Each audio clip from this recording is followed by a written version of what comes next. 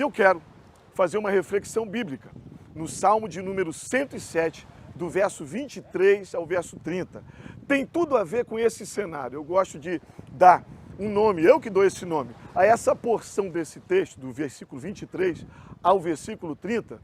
Eu falo o seguinte, é o Salmo do Marinheiro, porque tem tudo a ver com esse cenário ao fundo aqui, desse mar muito bonito de Copacabana. O Salmo diz assim, você acompanha aí na sua Bíblia. Diz assim: os que descem ao mar em navios, esses veem as obras do Senhor e as suas maravilhas no profundo. Pois Ele manda, Deus manda, se levanta o vento tempestuoso e eleva todas as suas ondas. Os marinheiros sobem aos céus, descem aos abismos, isso é o balanço do mar, sobe aos céus, desce aos abismos. A sua alma se derrete de angústia, e vai-se-lhes toda a sua sabedoria. Andam e cambaleiam como ébrios, porém clamam ao Senhor na sua tribulação. Deus os livra da sua angústia, faz cessar a tormenta, acalmam-se as ondas e Ele os leva ao porto desejado.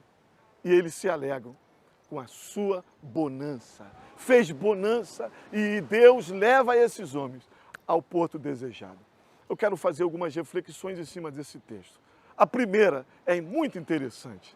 Um Deus de maravilhas. O nosso Deus é um Deus maravilhoso. Olha o que o texto diz. Os que descem ao mar em navios, esses veem as obras do Senhor e as suas maravilhas no profundo. Eu olho para esse texto, eu lembro da minha vida. Eu tive um grande privilégio, dado por Deus, de conhecer muitos litorais, eu fui em todas as ilhas oceânicas do nosso Brasil. Eu tive o privilégio de conhecer Fernando de Noronha, o arquipélago de São Pedro e São Paulo, os dois em Pernambuco. Tive o privilégio de conhecer a Ilha da Trindade, a ilha de origem vulcânica de Trindade, o Atol das Rocas. Eu tive o privilégio de conhecer esses locais a trabalho. E quando eu fui nesses locais, eu fui criado no Evangelho. Quando eu fui nesses lugares, se eu não fosse um cristão, eu acreditaria. Sabe por quê? Porque eu vi as maravilhas de Deus. E é o que a Bíblia fala, no Salmo 19. Os céus manifestam a glória de Deus. O firmamento, tudo isso aqui que nós estamos vendo, anuncia a obra de suas mãos. Quando eu vejo o mar da Zona Sul, o mar de Copacabana, aqui no fundo, o Pão de Açúcar, eu estou lembrando que os céus manifestam a glória de Deus e o firmamento está anunciando as obras de sua mão. Oh, aleluia! O Salmo 33, ele diz que ele criou tudo com a força da sua palavra e com o sopro da sua boca. Mandou e tudo se fez, ordenou e tudo se criou. Esse é o Deus que criou os céus e o mar. Esse é o Deus de Gênesis que disse, haja luz e houve luz. Esse é o Criador do universo. Coisa interessante é se você der uma passadinha, leia depois o livro de Jó. Lá a partir do capítulo 38 do livro de Jó, Deus ele faz 70 perguntas para Jó. 70 perguntas, e todas as perguntas retóricas. Perguntas que não tem como se responder. E uma delas tem a ver aqui com a praia, tem a ver com o mar. Ele disse para Jó no verso 11, Jó, aonde estava você, Jó, quando o mar saiu da madre? Quando eu criei o mar, aonde estava você quando eu criei tudo isso? E eu disse para o mar, aqui estão os seus limites, as suas ondas empoladas aqui vão se quebrar. Esse mar que você está vendo está no limite do Deus maravilhoso, do Deus das maravilhas, que criou tudo. Mas Deus só não fica aí. Ele só não é um Deus maravilhoso porque criou a natureza. Ele também é um Deus maravilhoso porque criou e a mim e você. Criou a mim e você. Você já parou para pensar na complexidade do ser humano, como você é, a sua respiração, o seu tato, o seu olfato, o seu paladar, tudo que existe em você foi Deus que criou. Olha o que Deus fez. Você tem como explicar esse mistério? Eclesiastes 11:5. Como que se faz os ossos no ventre da grávida? Isso é um mistério, só Deus pode fazer isso. Ele disse para Jeremias, no capítulo de número 1, ele disse assim: eu te criei, eu te formei, antes que você existisse no ventre da sua mãe. Eu te vi lá, Jeremias, e as nações, Jeremias, eu te conheci tanto que as nações eu te dei para o profeta. O Salmo 139 fala assim: de um modo terrível e maravilhoso eu fui criado. Ó Deus, tu me teceste, no ventre da minha mãe o Senhor me criou, e todos os meus dias estão escritos no teu livro. Olha só que coisa interessante, esse dia de hoje, na minha vida e na sua vida, estão escritos no livro de Deus. Esse Deus é maravilhoso. Mas o texto também fala de um Deus poderoso. Além de ser maravilhoso, ele é poderoso. O texto continua: pois ele manda, Deus manda. Quem manda? Deus manda. Se levanta o vento tempestuoso e eleva as suas ondas. Esse Deus, ele é poderoso. Ele criou os céus e a terra. Ele está no controle da natureza. Foi ele que mandou, e o vento, a tempestade, o mar se levantaram. Esse Deus é poderoso.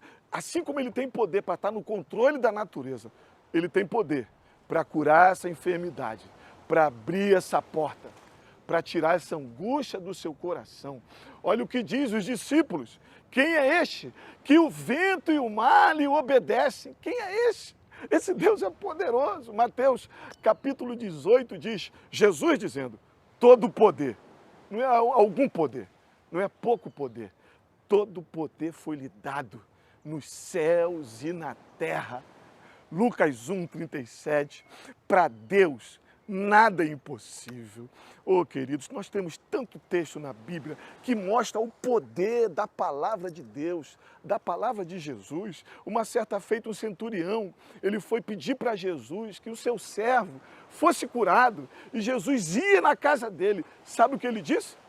Ele confiou no poder de Deus, ele confiou no poder de Jesus. Não precisa o senhor ir, basta apenas uma palavra e o meu servo será curado. Jesus disse: nem em Israel eu vi tamanha fé, e aquele homem foi curado.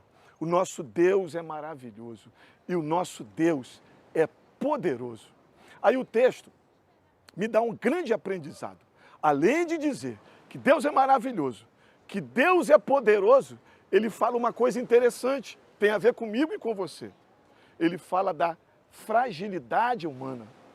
O texto diz assim: sobem aos céus, descem aos abismos, o balanço do mar na navegação, e os marinheiros ficaram perturbados. Olha que fragilidade humana.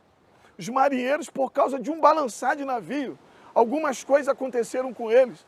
Eles ficaram com angústia, atacou a alma deles, e eles ficaram com grande angústia. Eles cambalearam como ébrios, como bêbados. Alterou o físico deles, o corpo deles. E outra coisa aconteceu: foi-se toda a sabedoria, toda a sabedoria. Eles estavam vendo as maravilhas de Deus. Não é assim a nossa vida? De uma hora para outra, foi-se tudo. Isso se chama fragilidade humana.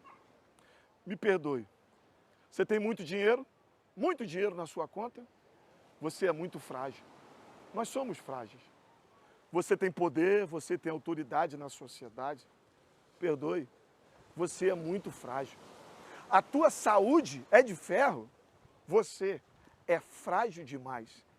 A nossa força é como uma corrente que tem elos muito fortes, elos de chumbo, de ferro, mas a nossa força é do tamanho do nosso elo mais fraco. Uma corrente muito forte, ela pode se arrebentar se apenas um elo for de isopor.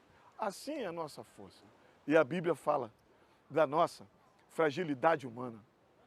A Bíblia fala lá em Jeremias 18, vocês são como vaso, a minha casa de Israel, como vaso de barro, na mão de um olheiro. Nós nos quebramos, nós somos pó.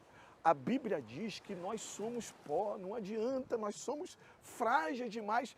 Um cisco no olho, uma dor de barriga, um pouco de mal-estar podem nos tirar de um concurso que estudamos há muito tempo. Sabe por quê? Por causa da fragilidade humana. Nós somos pó. O Senhor disse no Salmo 103, aí me alegra por causa da minha fragilidade.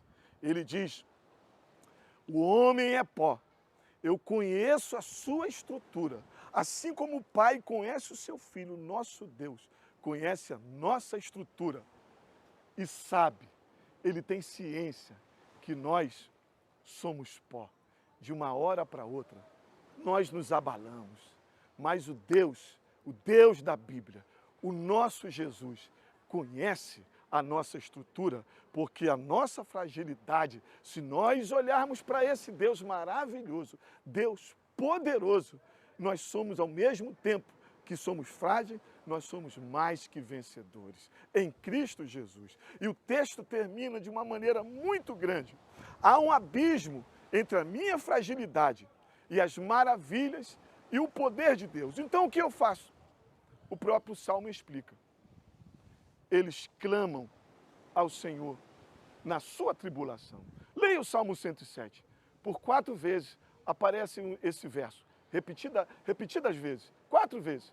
Porém, eles clamam ao Senhor na sua tribulação. Eles clamam. Sabe, o nosso clamor precisa ter o que Timóteo fala. Jesus é o nosso mediador entre nós e Deus. Se você clamar a sua fragilidade, mesmo você sendo pó, o Deus da Bíblia, o Deus que criou tudo isso, pode nos atender. Eles clamam ao Senhor na sua tribulação. Deus faz algumas coisas nesse texto muito, muito maravilhosas, porque Ele é o Deus maravilhoso e o Deus poderoso. Ele os livra. 5 coisas Deus faz. Que coisa linda. Ele livra da sua angústia. Ele faz cessar a tormenta. Ele acalma as ondas. Olha, ele trabalha por dentro, livra da angústia. Ele livra por fora, faz cessar a tormenta, acalma as ondas. Ele leva ao porto desejado e eles se alegram com a bonança. Traz alegria e leva ao porto desejado. Que bênção, que bênção. A minha fragilidade pode ser vencida na cruz, quando eu clamo a Jesus, a esse Deus maravilhoso. Eu quero orar por você, no que esse texto me indica orar. Eu vou orar pelo seu porto desejado. Eu quero dar 2 dicas nessa oração. A oração tem poder. Você tem um porto desejado, a sua cura, a sua bênção, essa porta, a sua família. Você tem esse porto desejado. Mas eu quero também orar pelo porto dos portos, o nosso porto desejado, o porto desejado de Deus, que é o céu. Se você entregar a sua vida a Jesus, Deus tem preparado um porto desejado para mim e para você. Vamos orar? Senhor meu Deus, nós ouvimos a Tua palavra nesse dia tão abençoado. Que o Senhor possa nos abençoar. Eu creio num Deus maravilhoso. Esse querido, essa querida que está me ouvindo, me vendo, crê também no Deus poderoso. E nós sabemos que nós somos frágeis, mas eu cumpro o que a Tua palavra diz. Eu clamo pelo nome de Jesus. Eu recebo Jesus como meu Salvador. E Deus vai colocar o seu Espírito no meu coração, em nome de Jesus.